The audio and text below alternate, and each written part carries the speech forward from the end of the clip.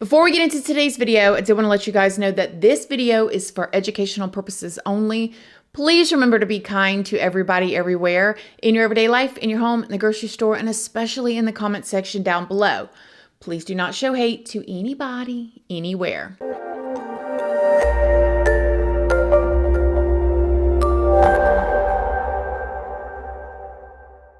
Good morning, my lovelies, my beauties, my friends. My name is Christina and welcome to my channel. If you're new here, thank you so much for clicking on this video. I really hope that you will subscribe, stick around, take a chance in hearing some things that I have to say. And if you are a returning subscriber, y'all already know, y'all are my babies. So good morning, good morning, good morning. How is everybody doing today? I hope you all are having an amazing day. I hope you all had a wonderful weekend. I hope everybody got outside and got some sunshine. I know for me, my husband actually surprised me with a new bike. And I was super excited. I was like a kid in a candy store. So I got to spend some time outside this weekend riding my bike with my son. And I hope you guys got to get outside too. So in today's video, this is a case that I have been wanting to do for quite a while now. And I just don't know why. Other things have just kind of jumped in front of it. This one I can, it kind of gets me in a couple aspects because one, I'm very close with my mother-in-law, extremely close. She's literally like my mom. We talk every single day. And this is a case that is involving a family and a mother-in-law. So this case takes place in Fallbrook, California. And when I was researching Fallbrook, California, it looks so lovely. It is pretty much an upscale area right outside of San Diego. They have a population of just over 30,000 and it is beautiful. A tight-knit community there with very low crime rate and just kind of, people come in there to live and settle down. And it is said that Fallbrook, California is the perfect mixture of a rural area, but also all of the shopping and the stores and stuff that you would need. So you kind of get the best of both worlds. And I also saw Fallbrook, California being described as a magical place to live. And there's also a long list of celebrities that have lived there at one point, moved there, or that are living there even at this time. And celebrities such as like the famous skater Tony Hawk and many other people. So in other words, Fallbrook is a lovely place to live. But in February of 2014, something would happen in Fallbrook, California that would really rattle the whole entire community. Before we go any further, I did want to stop and thank today's sponsor, Royal Match. Royal Match is a free-to-play match 3 puzzle game with thousands of levels in many areas where the fun-loving King Robert needs help restoring the royal castle to its former glory. Now, there are tremendous rewards in this game, and my favorite thing is no ads. You guys, how annoying are ads breaking up or stopping you with anything that you're doing? And for me personally, I spend so much time researching crime cases or thinking about what I'm going to cook for dinner or, just my mind is always thinking about something, what I feel like is important. And me playing Royal Match is a way for me to just unwind and really do something mindlessly every now and then. I have built this whole entire castle and the water fountain and all the other stuff. I've got my swans and everything. I'm going to show you guys how I play. It really is fun. And if you guys join me and play, you can join teams and see if you can beat me. This is so cool.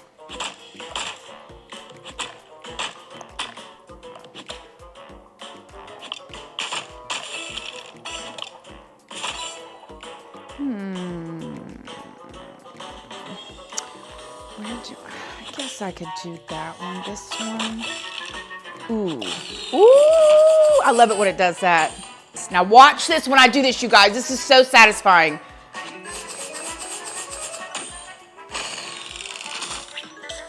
So cool.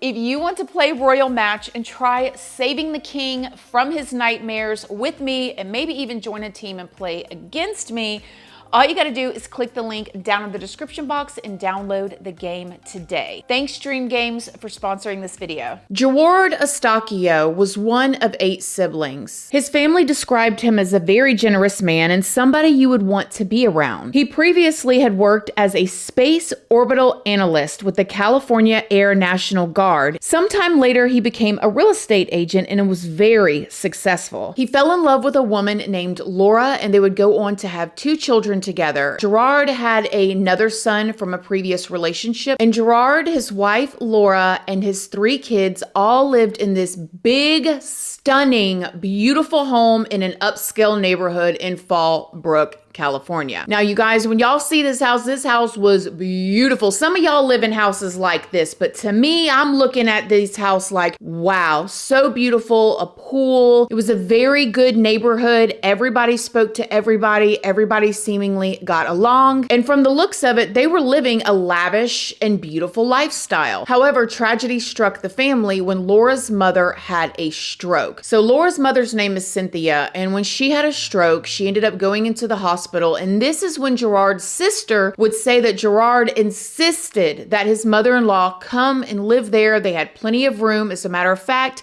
they had what they called a granny flat, which we call it a mother-in-law suite. So that's when you have a home, and then you have the like separate smaller home right outside of the home where it's so close that you can still be involved, but also you each have your own space. She was living in, I'm going to call it the mother-in-law suite, and by all means, she was very well taken care of. But then, like what often happens when you have a family and then maybe a mother-in-law or a father-in-law or a grandma or something, people in the household began to butt heads, and specifically Cynthia, the grandmother, with Geoward, the one who actually wanted her to come and live there.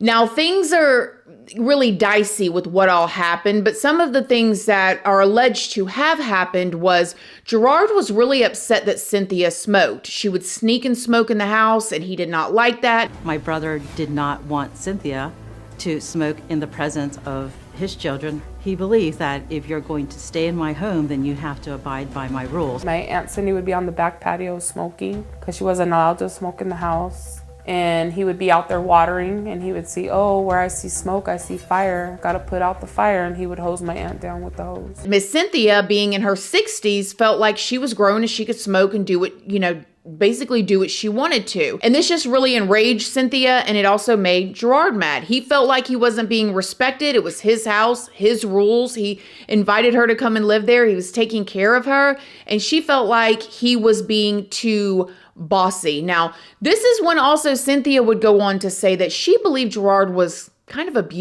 She even said that he was way too hard on the kids, and that his military background, he would bring that into his parenting with the children, and he was too hard on them. But Geoward's family and people that knew him said that he was a wonderful father. He was heavily involved with his children. He would read to them. He would spend time with them, and he would never ever miss a school event. So from the outside perspective, in my opinion, it seems like it could be what could be considered maybe like a typical son-in-law, mother-in-law arguments, minus the spraying with the water hose. But I don't know, did he spray her in the face hard, or did he spray her on the feet? It could be different ways. Nevertheless, they were really bumping heads. But the bumping of the heads between them would come to a screeching halt on February 11th of 2014. It was 8 a.m. and it happened to be Cynthia's birthday, and she was getting up, getting dressed. It was a beautiful day, and they were all planning on going to one of Geoward and Laura's daughters' spelling bee. Geoward was getting ready, and everything seemed just fine until Cynthia came downstairs. And this is when she claimed that Geoward made a comment to her and said that she looked ghetto. And this enraged Cynthia. The next thing you know, 911 calls from the neighbors began to flood the 911 operator hotline. Sheriff Communications Dispatcher number 10, may I help you? I've never shot a gun in my life, so I'm not an expert, but I'm sitting here in my house and I heard 4 or 5 discharges. Hi, I was in my bathroom doing my hair, and I could hear what sounded like gunshots, and I opened my window, and I hear it sounds like a man saying, help me, help me. Oh, I just heard the shot again. 911 emergency. Yeah, there was some gunshots fired. about 5 of them behind my house, and now I can hear someone yelling, "Help me." Oh, another gunshot. Another shot. I hear it. Another one. 3 more, okay. And this person is screaming, "Help Yeah. me." You hear him, is it male, female? It sounds kind of like a male, but it could be an old female with a raspy smoke voice. Yeah, we've got several deputies on the way. Cops immediately rushed to the home, and when they rushed to the home, this is when they could see a body inside the house laying down, and they busted in the door ready to render aid to this person. And this is when they realized that the man that was laying on the floor covered in blood was already deceased. Now again, this being an area with a very low crime rate, the cops immediately began to try to investigate what was going on, what happened, who did this. They began to question people. They questioned neighbors. They questioned the family members that they could find. And around this time, somehow, some way, Geoward's brother, who didn't live too far from him, was notified that there was an incident in the neighborhood, and he came rushing over. When he got to his brother's house and he saw all the cops, it took a while for him to realize that the reason why they were there is because his actual brother had been killed.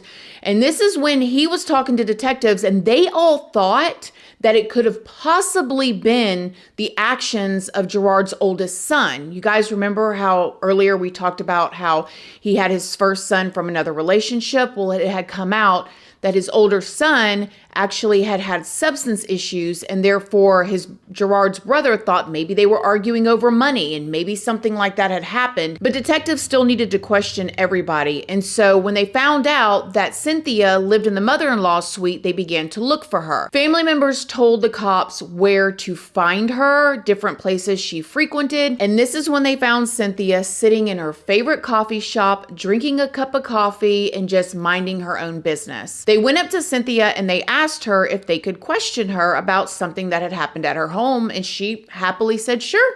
She went along with the officers and she went into the interrogation room. When the detectives sat Cynthia down, they began to tell her that something had happened at her home that day. And they told her, unfortunately, Laura's husband has passed away. Well, unfortunately, Laura's husband has passed away. Huh? Laura's husband was killed today. You were killed when? Today. We're going to ask you some questions.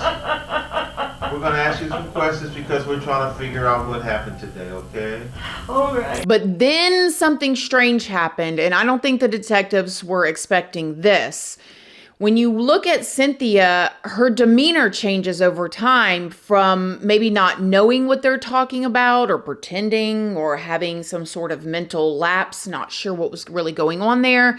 But she changed from that demeanor to more of a demeanor of contempt. So mean to me and all of them. He's mean to everybody? Yes, he is. I was guilty. Okay. Somebody had to stop him. I did. Okay, it's okay. Is he dead? You tell me. Gotta be dead. You think he's dead? I hope so. And this part was very, very disturbing to me. The detectives asked her if Geoward said anything to her while she was doing what she was doing. And listen to this. Did he say anything to you? Oh, Grandma, I love you. No. He said that to you? Yeah. After you shot him, he said, Grandma, I love you? Yeah. Did you check to see if he was dead? I didn't care. I shot him. Boom, boom, boom. Is he alive? He's not? Oh, good. Oh, thank you. Oh, thank you. Oh, boy. You don't feel bad about it? No. Would you do it again? Yes.